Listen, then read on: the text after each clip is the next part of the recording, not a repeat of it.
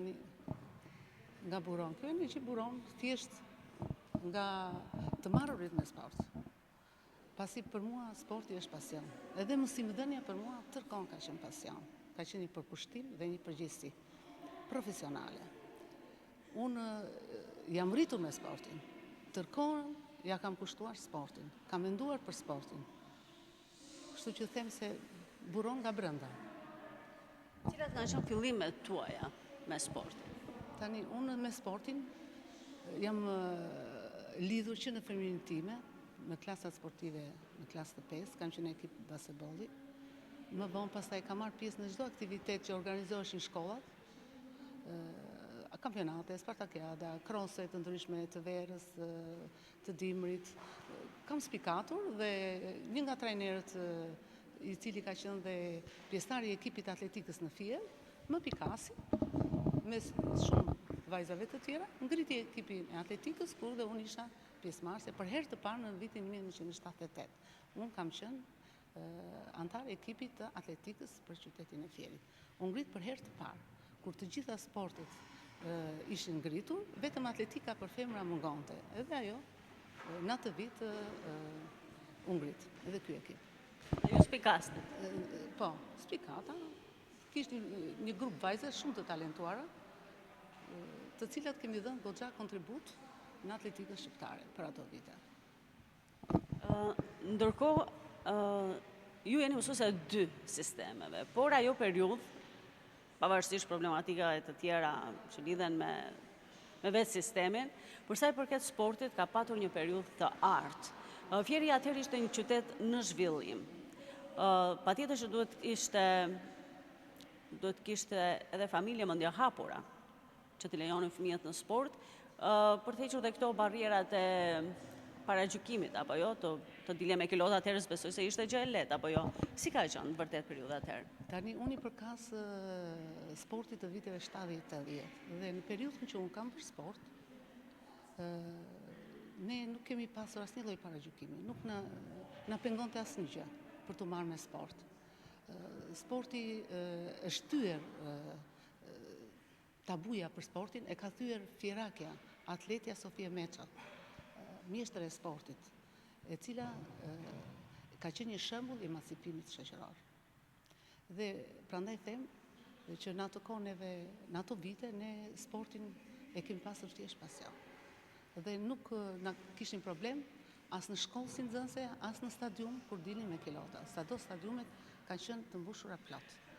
Dhe në ato vite mbaj mend, unë vrapoja me kilota garoja. Afër me ka qenë që stërvitesh edhe bashorti im që sot është krameje, ka qenë futbollist dhe ne na bashkoi ajo fushë e sportit. Ai ambient sportiv na bashkoi për jetë. Pra sporti ju ka shoqëruar jo vetëm si pasion, por ju ka lidhur edhe me bashortin, apo jo? Ka qenë bashkëudhëtar i proceseve tuaja më të rëndësishme jetësore, apo jo? Po. Kemi krijuar bashkë të dy një familje në ato vite. Pastaj filluan vitet 90. Duhet të ndalem pak sa këtu. Patjetër që familja shoqërohet me ardhjen e fëmijëve. Ka qenë kjo një periudhë kur ju jeni shkputur nga sporti, apo edhe gjatë muajve shtatzanisë ju keni vazhduar të praktikojeni? Edhe pse kam qenë shtatzan, unë vazhdoja sepse kisha një ekip moshash për atletikën si trajnere, dhe vazhdoja të stërvisja ekipin. Plus në shkollë unë isha mësuese dhe vazhdova mësimin, edhe pse ngarkuar, vazhdova dhe nuk e lash mësimin në asnjë moment. Kjo do të thënë nuk më ka shkëputur asnjëherë asnjë gjë nga sporti. Pasi unë e kam dashur shumë dhe vazhdoj ta dua shumë. E kam shumë pasion në punën time. Pra, vitet deri në ndrimin e sistemit kanë qenë të arta për ju, apo jo?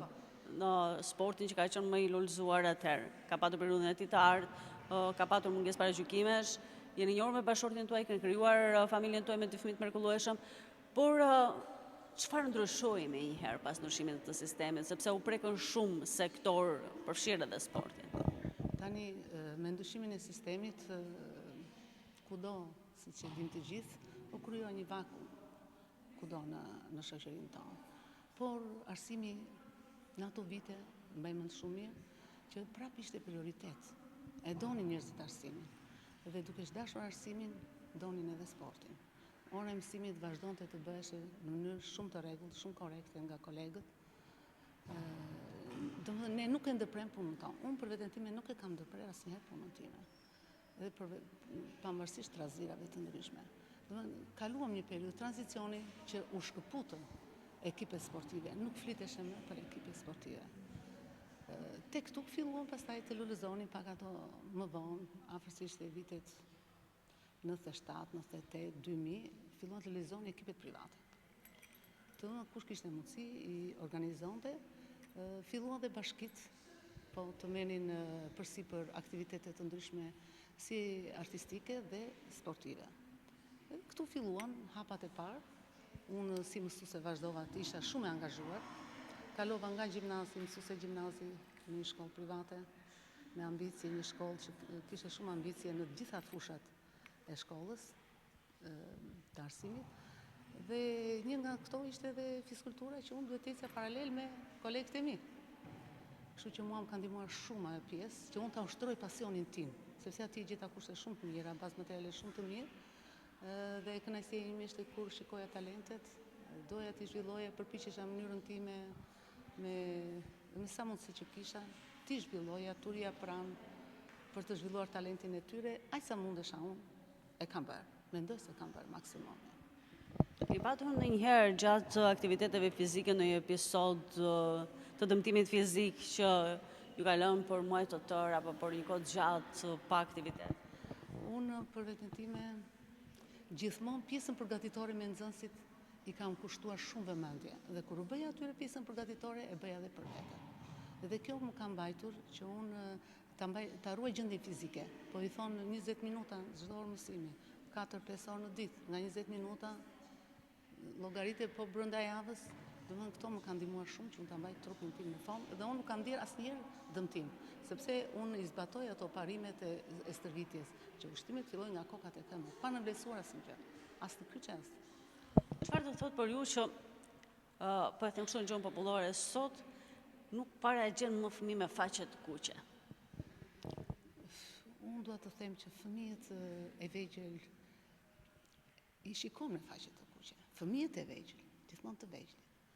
Pasi janë të prirë shumë pas lojës, edhe lëvizin, përpiqen të luajnë, të lëvizin, i shikojmë në orë këtu në shkollë, shikoj dhe prindër që kanë filluar janë angazhohen, i dëgjojmë kolegët e mi që i marrin fëmijët, i çojmë jo te pianua, jo tek sporti, angazhohen t'ia përkushtojnë ditën fëmijës.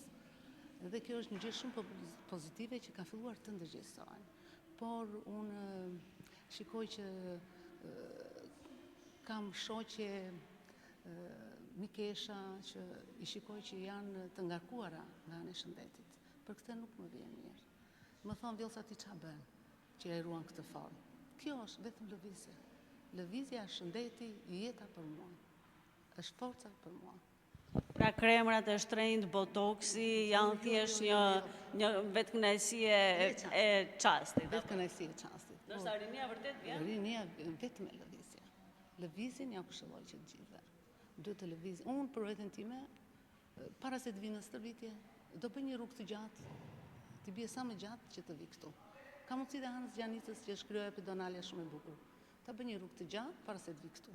Se dua që ti plotësoj të kilometrazhin tim. E kam merak, domethënë ti kaloj ato 10.000 hapa, se s'bën çdo ditë. Plus dhe stërvitja këtu. Angazhimi që s'ri asnjëherë ulur, po do gjithmonë në këmbë të kap çdo situatë, çdo problematik të ri në kokë. Kështu që unë këtë pjesë e kam shumë në vëmendje. Plus që është një relaks. Del anës, del në natyrë, mjafton një paratlete, asnjë gjë tjetër. Komode, edhe ti ndihesh rehat. Nuk ke një mikesh, ke një celular, dëgjon një muzikë, një cicërim zojsh, kur ikën, kur ecën, një ritëm i bukur që ta mban, ikën dhe në ritmin e muzikës ndonjëherë. Edhe ti jep kënaqësi, edhe nuk e ndjen. Asnjëherë nuk është vonë për të marrë me sport? Asnjëherë, në asnjë moshë. Por do të më vinte keq në qoftë se ti kujtohesh për të marrë me sport kur vetet e doktori dhe i thot merru me aktivitet. Ja, shumë ba. Duhet më përpara. Edhe unë përpiqem vetë këtyre fëmijëve t'i mësoj që t'u udhëheqin veten se si mund të shërbisin veten e tyre në mënyrë individuale. Vajte në plazh, të dish sa ushtrime bëhen. Kur I shikoj që vinë këtu hidhen edhe gjuajnë, mos gjuani një herë, pa ngrofur një herë trupi, çu do gjuash? Do më çdo gjë vjen gradualisht, vjen hap pas hapi, nga e thjeshta tek e vështira. U them grave të dalin të kujdesen për veten e tyre. Kujdesi është shëndeti I trupit është mbi gjithçka.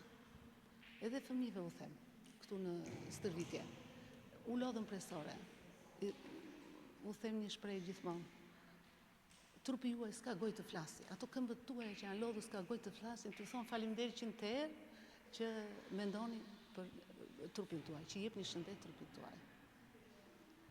Ndërkohë ju jeni një çift bashortësh që gjithë jetën tuaj ja keni kushtuar sportit dhe jeni për krah njëri tjetrit.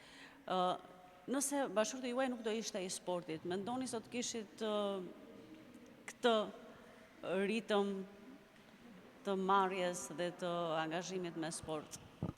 Tani, unë fatmirësisht kam për krah një bashort që edhe I ka pasur shumë pasion sportin. Shumë e pasionuar dhe unë shumë e pasionuar. Të dy kemi konciduar që e kemi shumë pasion sportit dhe e mirë kuptojmë njëri tjetrin për hir të pasionit. Dhe kjo ma ka lehtësuar mua punën tërkohë. Nuk kam pas asnjëherë pengesë, por shtytje, I japi mendim njëri tjetrit për diçka kur kemi nevojë, kur kemi na del në një problematik, jemi gjithmonë krah njëri tjetrit. Ndërkohë, fëmijët tuaj, duke qenë se kanë një shembull frymëzimi, dy prindër që merren me sportin, a janë të apasionuar pas sportit?